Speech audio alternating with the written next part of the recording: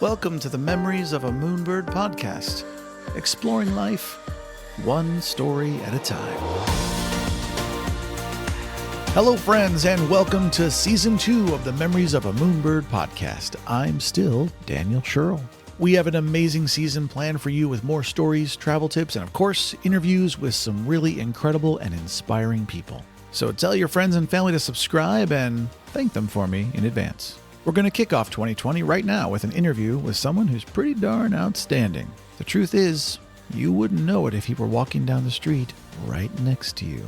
But he's been entertaining you and scaring the pants off of you for more than 20 years. Almost always completely hidden underneath incredible prosthetics and costumes created by Academy Award-winning artists. He's been the creatures, creepies, demons, aliens, and bad guys that you've loved in movies and TV shows like American Horror Story, Star Trek, Grimm, Men in Black, Z Nation, Sleepy Hollow, and Teen Wolf. Today, he's not only currently the big bad guys on CBS's new show Evil, but he's also going to be appearing in the upcoming and highly anticipated Star Trek Picard. In addition to his fascinating career as a creature suit performer, he's not only traveled all around the world, but he's a phenomenal photographer and videographer who I've had the distinct pleasure of working with many, many times. He's passionate about the environment and sustainability, and that's something we're going to chat a bit about. He's also going to tell us what it's like to be beneath all of that goop and foam and silicone as the proverbial man behind the mask. And he may even throw in a few travel tips for fun.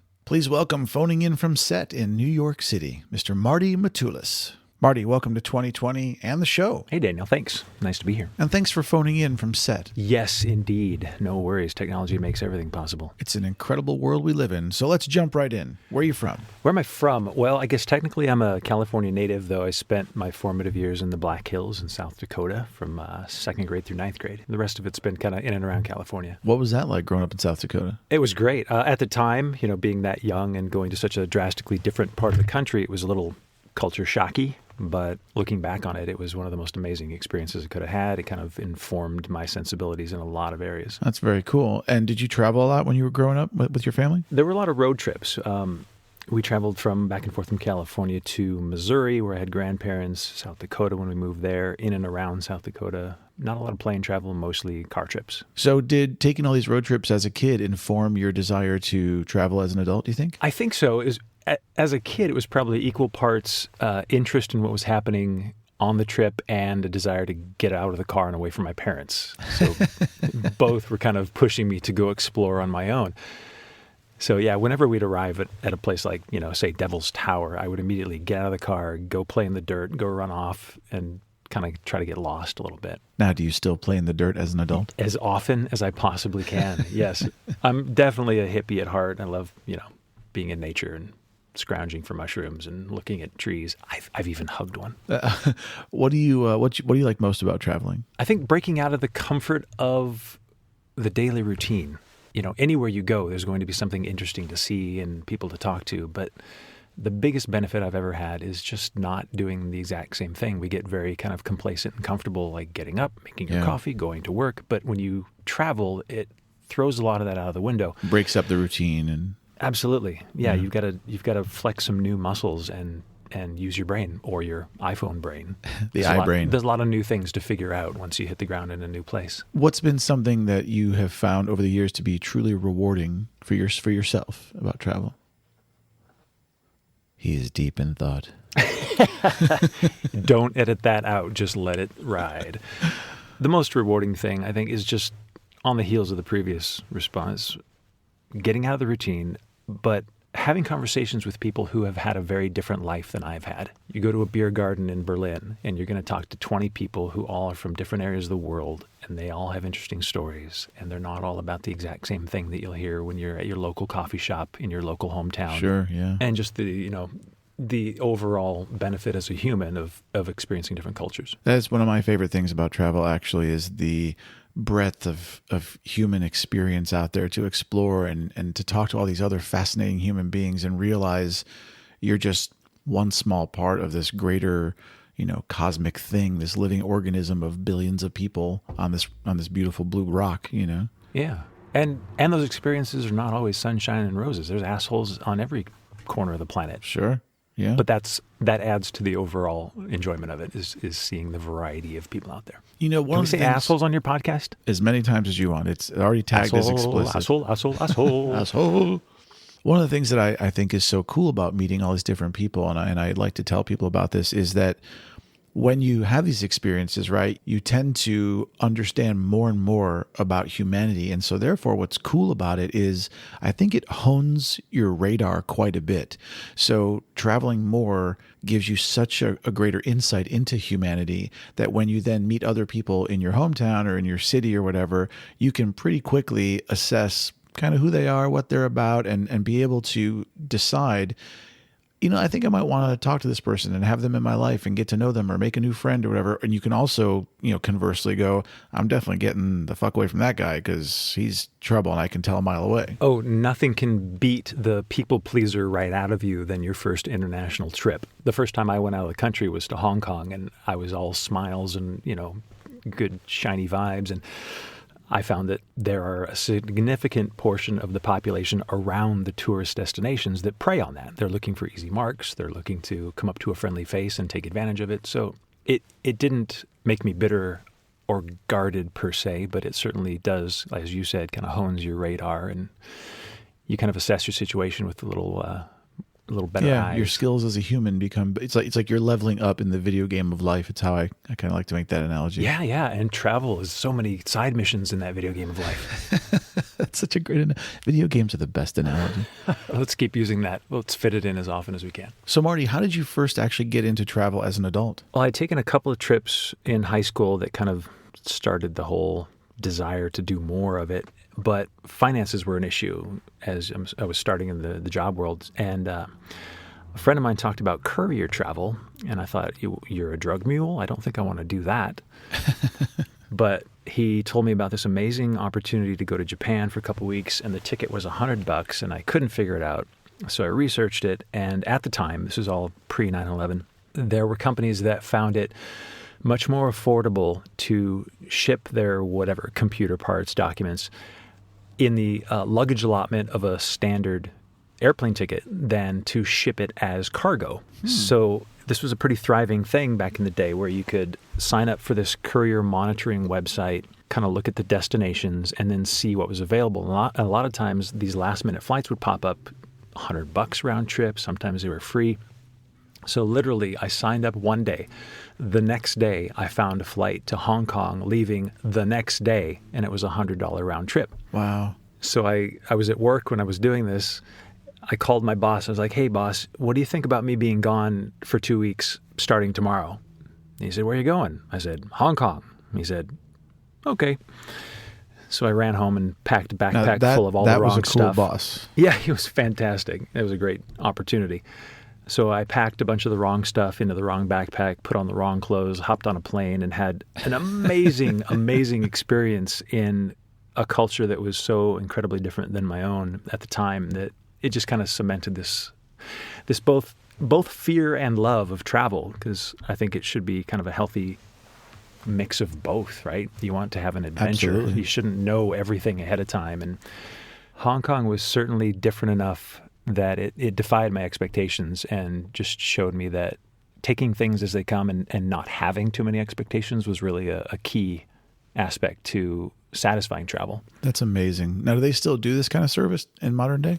Not to the extent that they did. I don't know if it's still a thing or not, but with the prevalence of internet travel resources, I think now it's just easier to, as you promote on your site, just find better ways to travel for cheaper. And there's always deals to be had. And I always recommend people sign up for every single airline services last minute deals emails, because you'll, whether it's, Skyscanner or Expedia or whoever your jam is, but it's so great to be able to get these emails that say, hey, if you can leave in a couple of days, we suddenly have last minute tickets to wherever for $49. You can end up going to cool places for very, very cheap. Yeah. And as you get better and better at packing less and less, you can just know what you're going to take, grab your list, throw things in your bag if it's not already packed, and then hit the airport. Yeah. I mean, I'll be honest with you, with the years I've been traveling, I can literally pack a bag and be out the door for the airport in an hour. Amen, brother. let's talk about your career a bit because it's really cool. You have an amazingly cool job, Marty. I really do. It's the best job a grown-up 5-year-old can have. Yeah, exactly. Like you basically get to be a kid and explore all these fun things. You in my opinion, you live in an almost permanent state of make-believe. Yeah, well, as you said in the intro, I get to sit in an artist's chair and have them express their art all over my face. That sounds really dirty. They don't. What do? They apply their craft to my face. They don't just as bad. God damn.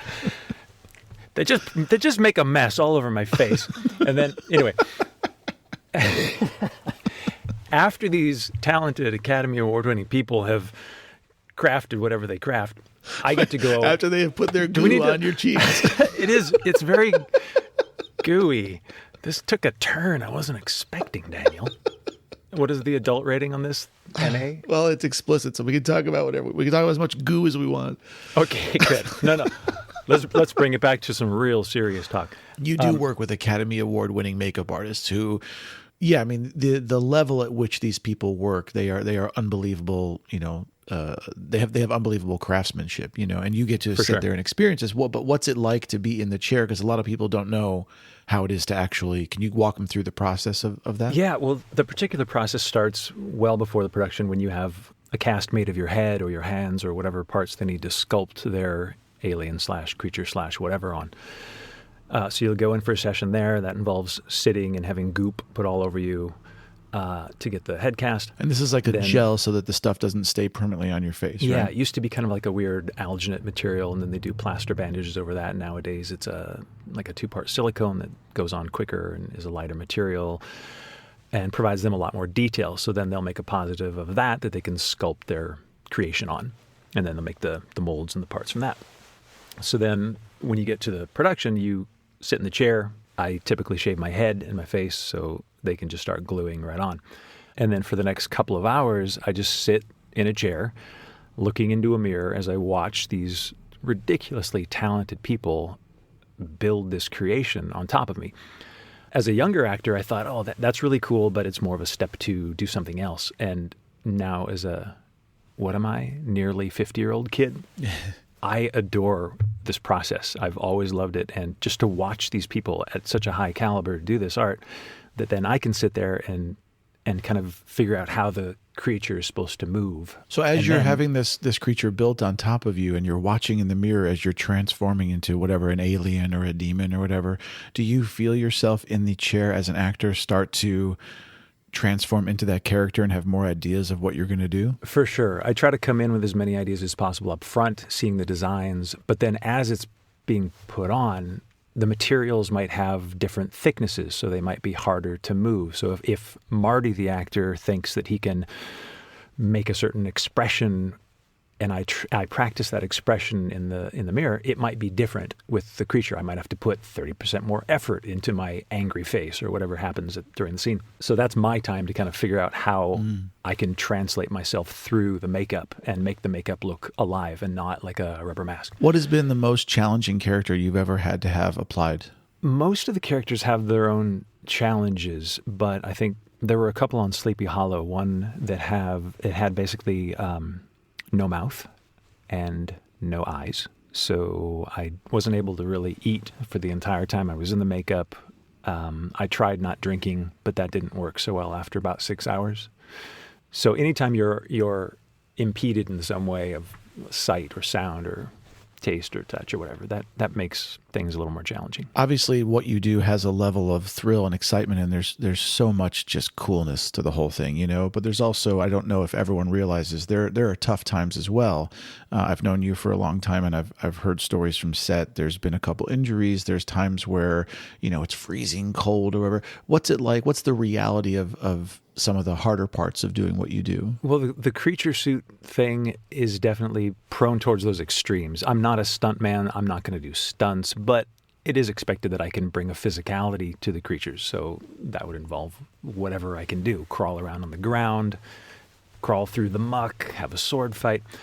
So there are environmental extremes you have to deal with. There's, smoke and other toxic things on set, and the makeup itself can be kind of challenging. Would you say that being a creature suit performer is not for everybody, that it takes a specific kind of body type or person in general That's to do? absolutely true. The makeup artists themselves are looking for certain body types, certain physicalities. So they want someone, say, like my type is tall, slim, strong, that can wear the makeup, not be encumbered by it, but also be thin enough that they can build up their creature without making it look overbuilt.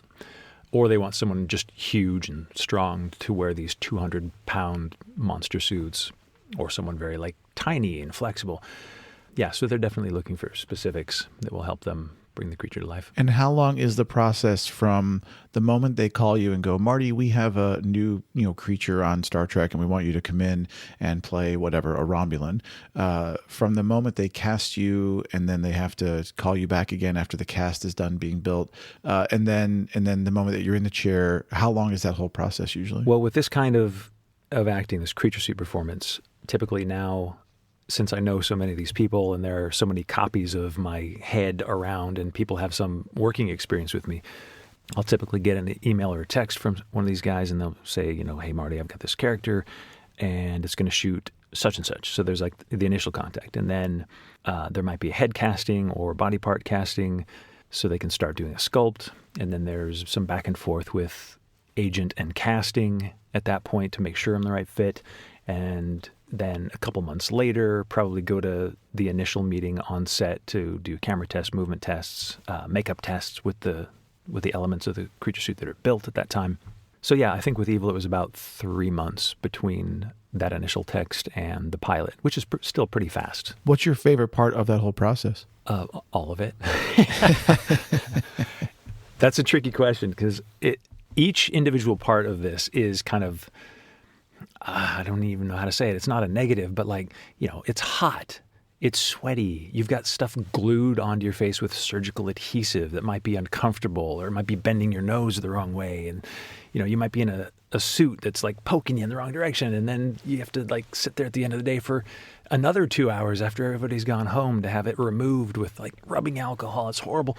But all in all, it's just the best thing ever. Those are the questions I want to ask you is how long is the removal process for something like, let's say, a Romulan in Star Trek? Removal processes are, I say, the kind of an average of a half to a third as long as the application process. If it's a lengthy application, obviously there's a lot more stuff to take off. But we also try to ride the line between how long the shoot day is and how much glue do we really need to put on my face. So it's typically about an hour and a half, I would say, to get everything taken off. You've had the good fortune to work with some of the coolest actors in the industry. Has there been a particular starstruck moment when you're like, ooh, my little boy is freaking out because I'm with this cool person. I get to do a scene with them? Well, I would like to say that I'm just so cool as a cucumber that would never happen. But a couple times on Sleepy Hollow, I had an opportunity to work over several days in a couple scenes with John Noble. Denethor. Oh, he was so cool. And he's got the most gravelly, syrupy voice. It was awesome. It was hard for my character, who was kind of this devil character, to really berate him and slap him down because I felt just so in awe of him and the other characters I'd seen him play. But, I rallied to the cause and gave him what for. You gave him a good ass whooping. You betcha. And the other one I got to say is Patrick Stewart. One of the first gigs I ever did just as a young pup in Hollywood doing some background stuff to kind of learn my way around a set. I was on Star Trek Insurrection, and we were up on a hill, up on a mountainside outside of Bishop, California, and everyone was just kind of sitting around, and I didn't want to. We were told, and of course I didn't want to bother any of the principal actors, but when you're 6 feet away from Patrick Stewart and he's just sitting there looking at a rock, you do what you got to do. So I asked him about something that I saw them do, where he and Gates McFadden were closing their eyes before a take and kind of gazing off toward the sun. I'm like, what are they doing? Are they trying to get a quick suntan? Are they evening out their color? What is that? So I said, excuse me, Mr. Stewart, what? And he very kindly said, what you do is you close your eyes, and then when you look back at the camera, you don't blink. And to date, that's the best piece of acting advice I've ever had. That's really cool. What great advice to other actors out there. Yes. What's the Stewart technique? So the process basically is So you don't squint and blink when the camera's on you if the location is kind of sunny. You close your eyes, stare toward the sun for about 30 seconds, and then when you look back to the camera, open your eyes, you're far less prone to the squinty, blinky thing that looks so bad on camera. Thank you, Patrick Stewart. Awesome. Thank you, Sir Patrick. That's great. And thank you, Sir Marty. Indeed. We can all aspire to sirdom. I actually think it would be a dream come true to be knighted. I think that would be like one of those things you go, I have achieved greatness now. I'm Sir Daniel. That would be awesome. Yeah. And for nothing that actually is deserving of it, just to have it. Well, I'd like to do something that, like maybe my podcast influences the world in a positive way and I'm recognized for wanting to do, to move the world forward in a good way. That would be cool. Or writing one of my novels gets, successfully known and then demand that everyone around you call you Sir Daniel. I wouldn't demand that. I would have a shirt that says, please address me as Sir Martin. Well, Sir Martin, I have a question for you. Yes, Sir Daniel. What's one of your favorite places you've traveled in the world? I think one of my favorite places was Prague. And I think it was one of my favorites because of the amount of time that I actually spent there. Prior to going there, a lot of my travel was, as most people do, they'll figure out how much time they have and they'll try to pack as much as they can into the time. Yeah. For this trip, I knew that I had a certain amount of time and I made a conscious choice to only go to Prague. We had a couple of other destinations, but they were on the outside of this other trip to Prague. So for Prague, I think we spent a week or maybe 11 days. And that was one of the best travel choices I ever made. It allowed me to relax. It allowed me to get familiar with my coffee shop and the place I'd go to breakfast and how to go here and there for internet. That made it a much richer travel experience to just be able to kind of take in more of the actual city and get a flavor for it and kind of understand its history while you're in the city itself. Well, this is something I'm very passionate about trying to teach people is that if you want to do what I call the movie preview trip where you just go to 10 countries in 5 days and you're always constantly on the move, you can do that, but in my opinion, it's a waste of time and money because you're never going to be immersed in any real culture. You're not going to be able to talk to the people. You're not going to be able to get to know the place. You're just going to see the highlight reel and, I saw the 3 famous things every tourist sees. And that's not really what traveling should be about. And I agree with you. I think being able to go and immerse yourself in a culture is so important. When we were in Scotland, for instance, we got to spend 2 weeks just being there. We ended up talking to a lot of locals. We got referrals to great places to go explore. It was such a richer experience. And, I look back on it with great fondness. I would go to Scotland anytime anyone ever invited me. Agreed. Yeah. And I think it does. It largely comes down to the people you can be around as well. I think that finding a coffee shop, grabbing a map, and striking up a conversation is probably the best thing you can do when you get to any new destination. And is that how you get familiar with a new place? Yeah. I mean, I don't much care for cities other than what they can offer culturally or gastronomically. I like to get out into nature. But prior to that, I do like to kind of take stock of the land and see what there is available in the city. So I do want to go to a coffee shop. I do want to sit down, relax a bit, grab a map. I love a physical map. I'll grab a piece of paper map any day of the week. That also makes other people interested in what you're doing because that might be their local coffee shop and they might want to come over and see what you're up to. But being able to sit down with someone and talk about their interests in their city is far better than what you can grab out of somebody else's guidebook that you're reading. True, absolutely true. But then escaping that kind of central tourist area that you inevitably arrive in a new city, I like to strike out and find things in this area that are similar to interests that I have. So I'm interested in photography. I'm interested in woodworking. If I can go to a new city in a new country and find out from someone who in that area is a great woodworker, then I might try to contact them and go see what they're doing and sit in their shop and take photography.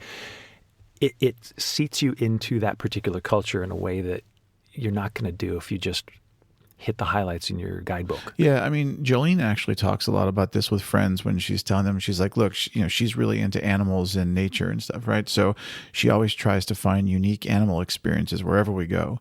We did Nurtured by Nature with the the small clawed Asian otters and The water puppies. I saw that video. Oh man, it was so great. And then, wherever we go, whatever country we go to, we always try to find unique animal experiences. Oh, I get to see this animal that I've never seen before in person.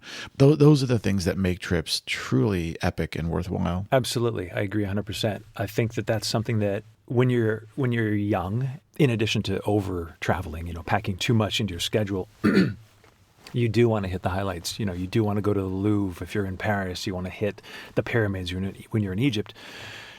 But as you get older, I think it becomes a lot easier to see the benefit in doing something specific to the culture that isn't a top tourist thing. You're never going to get a sense of an accurate sense of the culture if you're just going down the tourist list. Yeah. If you're just checking off the things that everyone else has done before you, there will be a level of, I think, boredom to the trip that you will innately feel at some point. Yeah. And that's tourism. That's not travel. That's tourism. Big difference. That is brilliantly said, sir. Well, thank you. I'm going to have to quote you on that in a future post. Quote away, my friend. Getting back to your career for a second, travel is generally, as my friend John said, travel is baked into an actor's life. I assume you've traveled quite extensively for your career? I'd say it's been pretty significant all in all. When I was starting out, it was largely based around Los Angeles. One of the first jobs I did, it took me to Berlin, and it was for a little movie called The Apparition. Oh, yeah. I played The Apparition, but he's barely there, so don't blink or you'll miss The Apparition in The Apparition. But going to Berlin, we were shooting at the Babelsberg Studios on the same stage where they shot Metropolis, and there's so much history infused in that as a cinema lover that I was just on cloud nine. The job itself was almost secondary to that experience and the people that I met doing it. Do you think that was the most fun or interesting place that you've traveled for your career? To date for the career, yeah, I think that was probably a highlight. When I was on Sleepy Hollow, there were regular trips to Wilmington, North Carolina, where they were shooting, so I got to know that area and developed a love for seafood in Wilmington, North Carolina that I didn't have prior. And then currently Evil shoots in Brooklyn, and I love me some New York City, so it's always lovely to go there. But then I have the good fortune of being able to come back to Portland, Oregon, where I base nowadays, and live in the forest and play with my dog and go hiking and explore the nature lover side of life as well. Well, so let's talk about your love of nature and the environment and sustainability and whatnot that was mentioned in the intro. You're very, very environmentally conscious. You're also someone who's very pro trying to educate through. I'm going to summarize you and say by leading by example, and you post stuff on Facebook and you try to, educate friends when you're having conversations. Hey, if you just switch over to that, sustainable straw, you don't have to keep throwing away those plastic ones or whatever it is, and you've certainly educated me on several things that are great to help the environment. What drives your passion to do that? And then I have some other questions, but first let's talk about kind of how you got into all of it. I think that what made you a tree hugger? What made me the tree hugger that I am today? I think growing up in the Black Hills was a big part of it. I was surrounded by nature. I went out and played in the forest by myself. And then moving to a city after that and seeing the stark contrast made me appreciate nature in a way that someone who just grows up in a city probably doesn't get. But then also seeing the impact that we have as a species, as you get older, it becomes more apparent. And wherever you fall on global warming and or its causes, there's no denying that the billions of us on this planet burning our little cars, fossil fuel engines, of course we have an impact. So it's difficult to decide how much you want to devote your life to minimizing your own impact. I try it in as many ways as I can. I don't like single-use disposable anythings. I try to be aware of packaging. If you're buying something, shop in the bulk section in grocery store. It can use reusable bags. Like that kind of stuff is the easiest way that I can, on a daily basis, kind of try to minimize my impact. And then as it relates to travel, as you know, air travel is a significant source of pollution. So what I try to do there is if I am going to go on a trip, I try to be aware that, I'm taking a big, long airplane ride across a big ocean. And then when I get to my destination, I try to offset that as much as possible. I love walking. Walking's easy. You can get a lot of places on your feet. Absolutely. And it's great for heart health and your feet and keeping your body circulating and moving. And plus, my dad was actually a huge proponent of the power of observation by walking or riding a bicycle through town, because you're manually moving, which is great for the environment, but you also get to see all the little nuance of whether it's a small city or a big city or a little town that you'd never get blazing by at 50 miles an hour in a car. And I myself have discovered, like, hey, whoa, what's this little shop? And then Jolene and I will pop in and discover the greatest, chocolate brownie we've ever eaten in our life or whatever. It's a wonderful thing to walk or ride a bike. There is a benefit that can't be overstated when you are moving at the pace of a human body. Like, as you said, you're not flying through something so fast that you don't even register it. You're not enclosed in a bubble inside of a car. Yeah, it's great to be able to connect. You can meet other people. You can, as you said, duck into some little thing that catches your interest. So going from there, I think bicycling or even being on a motorcycle, being out in the elements adds to the experience of travel. Public transportation is a great option, especially if you're in a European country. Absolutely. Public transportation infrastructure is tip-top. Trains are great. Subways are great. Buses are great. Trolley cars are great. It also saves a lot of money, too. People don't realize that you can get a subway or a train pass for, let's say you're going to be somewhere for 2 weeks. You can just get a rail pass or a subway pass for a couple of weeks, far cheaper than renting a car. Taxis, Ubers, car rentals, they're convenient and they cost money. So if you want to throw money and get somewhere fast, great. But yeah, it's not the best way to see a place. Well, I want to bring this back to the environment for a second, because it's great that we're talking about this. When I talk to other people about climate change, environmentalists, even a couple of scientists I know, the general consensus they have is that they are looking at the world saying, hey, look, what we're hoping for is to minimize the amount of change that's happening, because there are no magic bullets for this, and the planet likely will not return to the way it used to be. But we can, if we take action now, we can stabilize the Earth, at least in a new state, and go from there. So keeping that in mind, in your experience, and you've done a substantial amount of environmental work yourself, and I really respect how much you know. What are some things or ideas, both in travel and in everyday life, that you think are very important for the everyday person to know? It's a difficult thing to maintain an awareness when consumer culture is hitting you on all sides, and I mean all sides, daily, with opportunities to spend money on crap we don't need. When I took my first commercial acting class in LA, the instructor was so great, but she was brutally honest, and she said, I'm just going to tell you the truth. We're here to educate you on how to convince people to buy a bunch of shit that they don't really need. I remember sitting there thinking, that's fucking gross, man. Yeah, I have a hard time with that. That's a struggle. And where my career is right now, I recognize that I am not much of a commercial type. I've got kind of a angular face. I'm really tall and gangly, and thank God, because I would have the hardest time in the world selling crap. I won't do, beggars can't be choosers, but there's a lot of stuff I just won't do because morally it hits me the wrong way, and I'm not going to compromise my ideals for a job that is going to last a day or two. That extends all the way up through movies. At the end of the day, it's a product intended to be sold. And I'm part of that sales process by being involved in it. So personally, I can gain value and benefit in the artistry and the craft of it. Well, but I have to say, I think there's a difference between being a part of a project that is really its sole purpose is entertainment. You're watching a TV show to, break away from your life and relax with friends. And TV and movies to me are not the same as you should buy this new thing for your house, Right. Commercials are certainly the most overt, direct form of that. Absolutely. You are selling a product, no doubt about it. I have the new iPhone, and I bought it because specifically for traveling, I wanted the latest camera and the wide angle lens and all that, right? But it was really expensive. And then what's going to happen is next year, even though I have this, $1,200 phone or whatever it was, someone's going to try very hard to convince me that I now need the iPhone 12 or 13 or 14 because what I have now it's just dog shit, essentially, where the reality is that, I could still be on iPhone 6S at this point, and it's a great phone. It is. And yeah, you're touching on a huge part of this whole kind of environmental thing,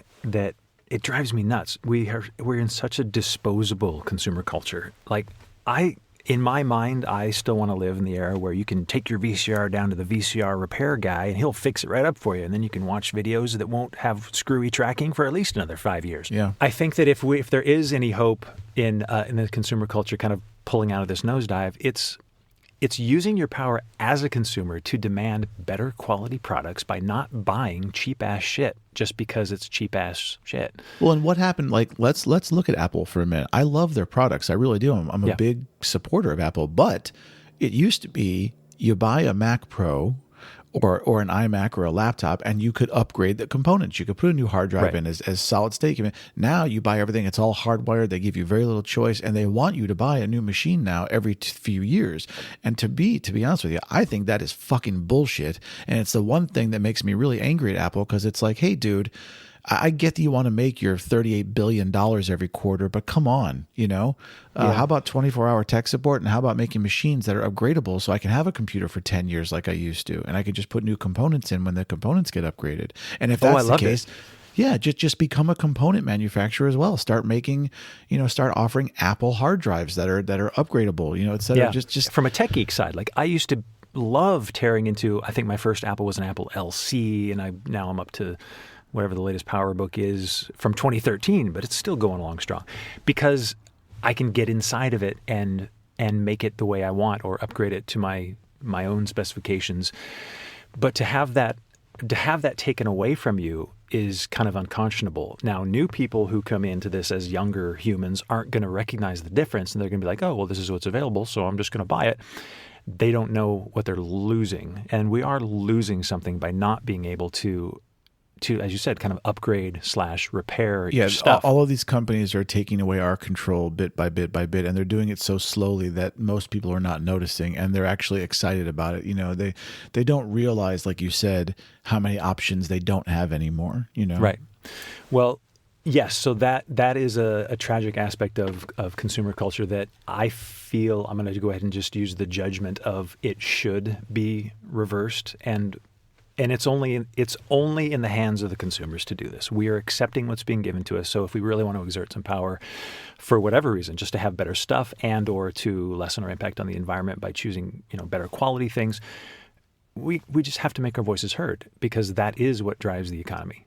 So even though we don't think we have power, we do 100%. You just have to get behind things that you believe in, which involves informing yourself of what you really want. Like, for example, we're talking about travel, and one of my favorite things to take traveling is a good pen.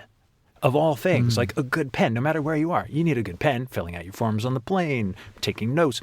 So to counter this consumer culture thing, the innovation of like Kickstarter culture right now is wonderful. People are making amazing stuff in kind of this rejection of garbage culture. I just picked up a black, sexy titanium pen that accepts almost any refill known to man.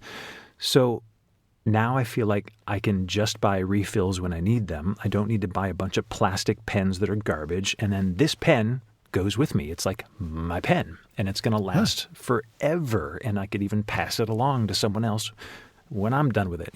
It's not going to go in a landfill. Send me the link to that pen, and I will actually post it on the page for your podcast. Absolutely will. And thank you for not asking me what it's called, because I don't know how it's pronounced. It's like Biggie Design, Bijai Design. I'll send you the link. Yeah, it's a great pen. I also want to say before I forget that if other people listening to the podcast want to look into some more information about environmental stuff, there are things like the London Convention that was designed to stop dumping waste at sea, the Stockholm Convention that regulates organic pollutants, and the IPCC, which is the Intergovernmental Panel on Climate Change through the UN, as well as the Paris Accords. These are all resources that people can dig into and look at how to engage in discussions about climate change with their friends without being, Debbie Downer, and there's all kinds of great information about all those things, and they're all good things to research. And it's all out there. Just read up a little bit. All you have to do is be informed, because once you're informed, you can make some choices. Absolutely. If you want to, you don't even have to make choices. You can just tell your friends about what you read, and maybe they'll be inspired to make choices. But we have to make some choices. Like Yes. that's about all I can say on the environmental issue is we've got to make some new choices. We've been going along on autopilot for years, and now we're seeing the effects of that. So pulling things back around to travel, I want to ask you, where is one of your favorite places you've been in the world? And would you recommend it for other people to go? Favorite place in the world? I think that Sweden and or Norway. No, let's go with Norway. Norway is my favorite place that I've been so far. It's probably because my people are from up north. I'm half Latvian, half kind of Euro mutt, so I like the colder northern climates. Half Romulan. Yeah, exactly. I spent more time there than I have in a lot of other places as well. I rented a car for the first time and took some days driving, and it's beautiful. It's an absolutely stunning country. And the tunnels there are ridiculous. I went through a tunnel that I think, if I recall correctly, was like 14 kilometers through the earth. There's a roundabout. Wow. There's a highway exchange roundabout inside the earth. It's ridiculous. That's awesome, actually. Yeah, good stuff. And this is in Norway? This is in Norway, between Oslo and Bergen. Is there anything that you don't like about traveling? Being away from my dog. I love my puppy so much. It's hard to leave the pup behind, but it's always great when they come home. I think that and overpacking. Like if you're gonna go on a trip and have your stuff with you, I always am encumbered by the weight, no matter what. Even if I think I'm traveling light, once I get somewhere and I'm walking around, every ounce counts. It's a weight that you have to carry literally, and it's always better when you have less stuff. I've never had such a desperate need for something that I was like, oh God, I wish I had my 12-pound thing on me right now. And the other thing that people don't realize when they overpack, I mean, we could go for an hour on packing. That gear selection, organization, that's good stuff. But rolling versus folding. The idea of getting your stuff laid out and then cutting in half, what a scary proposition, but it's always better. And no matter what it is, wherever you go in the world, when you arrive at an airport, that airport alone is going to have pretty much anything you would need if you forgot something, from clothing to toothpaste, toothbrushes, to snacks. Yeah, exactly. Like, you're never going to be in that desperate of a situation. Actually, hold on. Pee so bad. Me too. You want to just keep recording, or do you want? You want to keep going and just cut the silence? Yeah, that's fine. Let's do that, because that's just one nice take. Be right back. Woo. Okay. While Marty and I are actually off peeing for real, I'm going to take this opportunity in post-production to promote next week's episode. Join me when I interview Air Force Technical Sergeant Catherine Rowart, who's not only flown more than 3,500 hours, but she's a dedicated mom who's going to talk to us about traveling with a child. And look, we're back from peeing. Hello. Hello. Hey. Much better. Much better mood. Suddenly the pace of this podcast is going to take a nosedive. We're going to be like, I'm so relaxed, anyway. man. How you been? That's hilarious. It's really funny, actually, because I obviously love what I do as a traveling blogger and photographer, et cetera, et cetera. And you know what it's like to be a photographer and videographer. But the only thing that when people ask me, like, is there anything you don't like about travel? And like, this is what it is. No matter where I go in the world, because of my job, I always have to take a drone and a camera and 6 batteries and all this camera gear. And no matter how, even mirrorless stuff that's lighter weight and the carbon fiber tripods, no matter how much you lighten your load, you're always carrying, 10 to 20 pounds of gear in addition to your clothing and stuff. And I do long to disconnect from the travel stuff at some point and just take a trip where I don't take any gear with me, maybe just my phone, and that's it. Well, that's one option. The other option, Daniel, is just take all your camera gear and don't take extra clothing. I was thinking about doing the trip where I'm just in my boxers the whole time, but Norway is so difficult in winter in boxer shorts, I think that could be a segment, though. How long can the hairy Jew survive in the wilds of Scandinavia?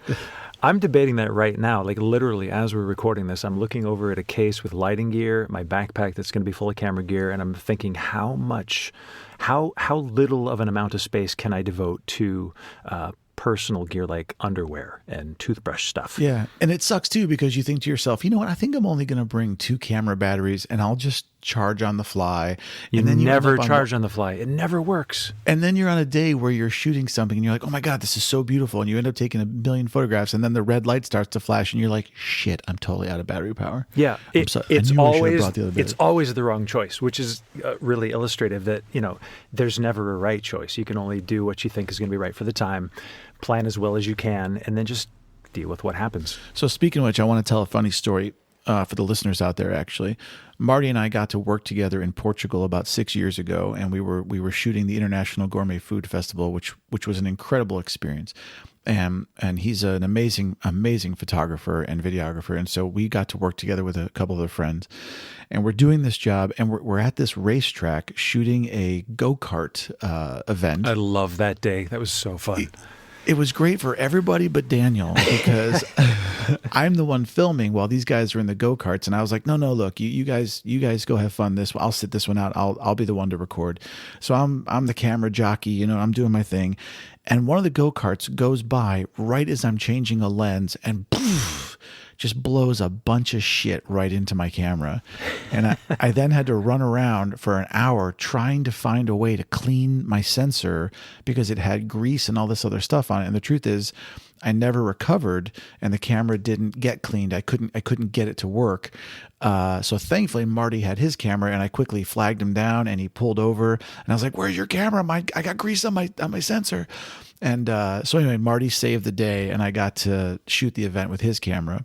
So was that before or after my GoPro camera fell off the go-kart and went rolling across the racetrack? That's right. We actually have that footage captured where it was compelling. My favorite part is when I come walking up to it, pick it up, and look at it and go, oh, shit. Speaking of toys and gear and all the cool stuff, do you have a favorite travel toy or piece of gear you love to take with you? Well, I mentioned the pen. That's certainly a new love piece of travel gear that I always take with me. I think I'm old enough that my Kindle is now one of my favorite things to take along.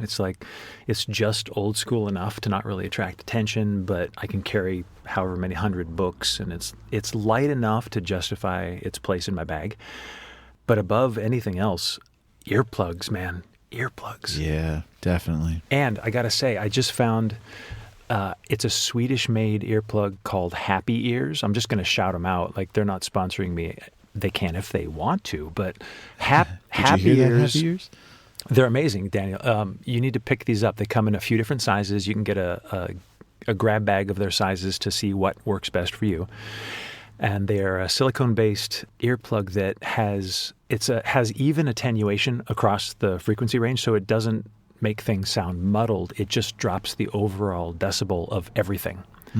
So things are still clear, but quieter. Earplugs are actually super important to me, and I talk about them in my top 50 travel tips, that having a great pair of earplugs is essential for travel, and I will definitely look at those. Happy Ears, you said? Happy Ears.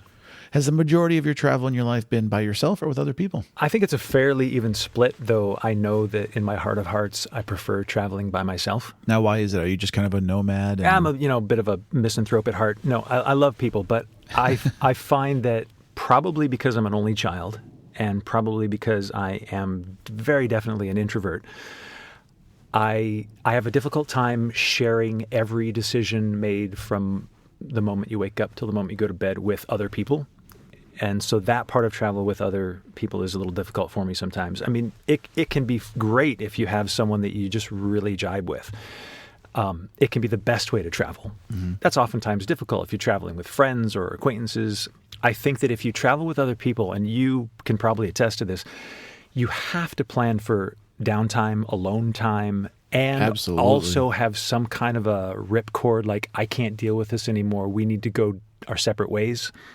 That can be a lot easier when you're younger and you're just traveling with friends. If you're traveling with a partner, then that's probably not so reasonable, but you got to be able to get away. This folds beautifully into my statement about when I teach people that planning ahead of time is very important. And part of that planning is, if you're going to go travel with 6 friends to a place, you need to sit down, have an honest conversation and go, okay, if we all start pissing each other off or we're irritating each other, what's our B plan? Where can we go? And also, by the way, I'm just FYI, I'm someone that, needs to have a little alone time. So if we're going to go see the Louvre together in Paris as a group, that's great. But after the museum, I'm going to want to go do my own thing and have dinner by myself, or I want the option to do that. And if you just have an honest conversation with people that you're traveling with, chances are everyone's going to feel the same way. I mean, we traveled with Jolene's dad and stepmom through Scotland for like 8 days, and we shared an Airbnb, and we had the best time. But at some point, you know, Jolene would say, "Hey guys, I'm just gonna go for a run by myself. I want to just breathe some air." And okay, yeah, of course, you know, see you later.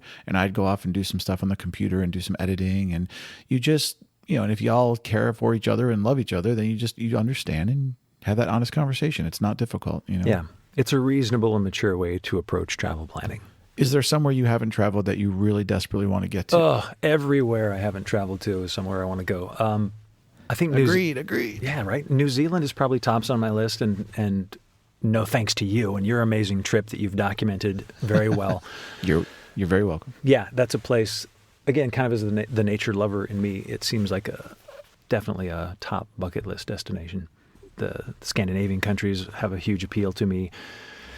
Even Siberia, like that railway just sounds kind of mysterious and iconic. And, you know, I like that kind of travel as well, probably because I read a lot of Bill Bryson, and he has some amazing travel tales. Have you ever had to overcome any kind of particular challenge while traveling?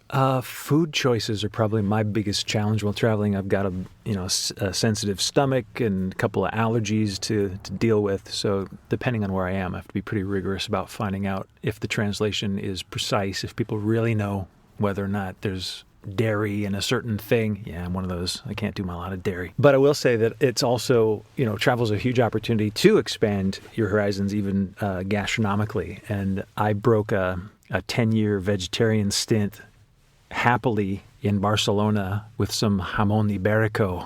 Oh man, it was well worth it. And what is that? It's a thin sliced, dry cured ham that is just amazing. Do you have a favorite food actually? Pancakes, buddy. Really? How did I not know this all this time? Well, pancakes with crunchy peanut butter and maple syrup. I mean, you know, not just any old pancake. Dude, have you ever had the pancake balls in either Southern Ohio or New Orleans? No, but you said pancake and balls, and I don't even understand what you're talking about. It sounds amazing, though. They take pancake batter and they form it into a ball shape, and they inject the center of it with whatever topping is, you know, topping of the day, whether it's apples and spice or maple and peanut butter, whatever. And then they plop them into a deep fryer for a second and then serve them to you with powdered sugar and whatever, you know, Nutella or maple syrup or whatever your thing is. And they are kind of crispy fried on the outside and a very slight thin layer, and then soft and squishy pancake on the inside with this little whatever goop is inside them. And I will tell you that they are honestly near orgasmic level culinary treats. It sounds portable. It sounds delicious. It sounds like all the goop's not going to slide off on your... Oh, that solves a lot of problems in one piece of food. Way to bring the goop full circle. I love it. It's all about the goop. Are there any travel tips that you would like to impart on people from your years of experience? Well, I think we covered most of my favorite things to do while traveling, you know, getting off the beaten path, taking public transportation, finding a great coffee shop. There's a travel tip. First thing, find a great coffee shop. Even if you don't drink coffee, get a snack, have some tea, sit down, take stock of things. It's a good way to just kind of take a quick break, not feel like you have to hit the ground running, and just not taking too much stuff. Kind of don't overpack. You know, if you have a backpack that you expect to have on you all the time, lay out all your stuff. Cut it in half if you can cut it in half. You know, you don't need to take every pair of socks you own. You can wash a pair and wear a pair. I don't feel that there's a need to pack any differently for a 3-month trip than I do for a 3-day trip. Because you can always wash things, and if you can't wash things, you can always pick up something at a local Goodwill, or, you know, there's always a way around what you might think is a problem. So and also, you don't have to take the kitchen sink. Exactly. And as far as the laundry thing goes, a lot of people have asked me about this, and what maybe people don't realize is it doesn't matter what budget you're on, because if you're very budget tight and you don't have a lot of money to burn, there are laundromats in almost every town or city that are very inexpensive. It's, you know, $5 to do some laundry. Right. If you're in a hotel and you have a lot of money to burn, there's laundry service at the hotel, and they wash it, press it, and deliver it to your room the next day. So it's readily available to have your clothes cleaned no matter where you go. Or worst case scenario, wash them in the sink with a little bit of detergent and hang dry them for the next day, you know? I do that all the time. Like I'm a big proponent of wool socks and merino wool, anything, because we can talk about that later. But Oh, yeah. You No, can I always love it. wash something out, wring it dry in a towel, and it's good to go the next morning. So speaking of merino wool, then I have to say, Marty tried to convince me for years as my friend, saying, dude, you got to switch over to wool socks. These cotton ones you're wearing are bullshit, and they're not good for what you're doing for traveling, and you're blah, blah, blah. And I was like, whatever, dude. You take your hippie socks and go away, you know? Yeah, you were pretty resistant for a while. Yeah, I remember that. So, but we seriously had a conversation about it. So I decided to try a pair of wool socks. I went to REI and I was like, well, if I'm going to do this, I'm going to buy a nice pair of wool socks. And I'm going to give them a free plug, even though I wish they would, pay me to do this. But I ended up with a pair of socks by the company Darn Tough, and they're darntough.com out of Vermont. They're a family-owned business. As far as I'm concerned, they make some of the greatest socks in the world. And anyway, I switched over to them. And full disclosure, they are a bit pricey. They're about $20 a pair.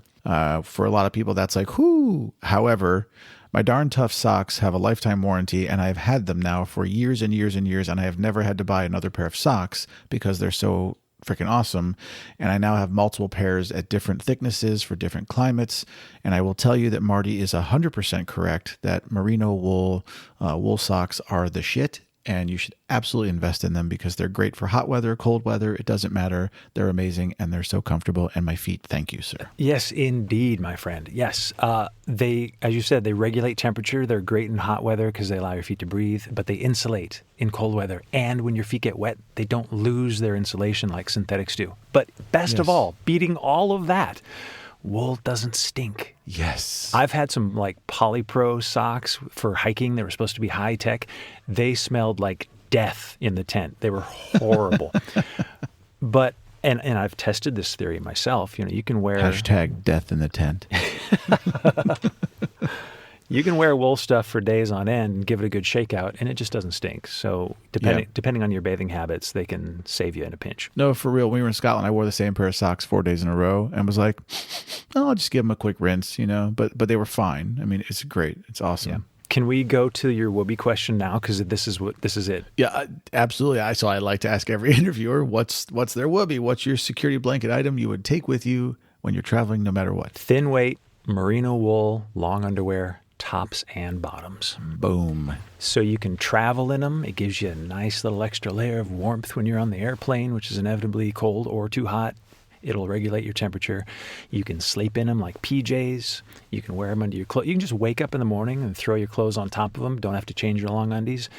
They're great. And it doesn't matter the brand because merino wool they've really figured out how to make it great and not scratchy. And there's Smart Wool, there's Icebreakers, there's LL Bean, whoever you go with. Just find a good size and treat them nice, and they'll treat you nice. And it should also be added that one of the reasons I didn't go with wool is because back in the 80s when people were like, you should wear this wool sweater, I'd try one on, and it was the itchiest, most horribly uncomfortable thing I'd ever heard. And I was like, it's like this fucking strapping sandpaper on a off my body. sheep to you. Yeah. And so now what people should know, in case you're wondering, is that these new wool products are some of the softest things I've ever worn. I put those Darn Tough socks on my feet, and seriously, my feet just go, that's so nice. Your toes have little wool orgasms? Yeah, they have woolgasms, absolutely. Nice. # woolgasms, yes. Marty, the last thing we're going to do here is I always like to ask everybody to play my little game, which is 299 philosophical and life questions with Moonbird. As you may already know, I've collected 299 cool questions about life from friends, family, and the internet. You get to pick 2 numbers, sir, and then I'm going to ask you those questions.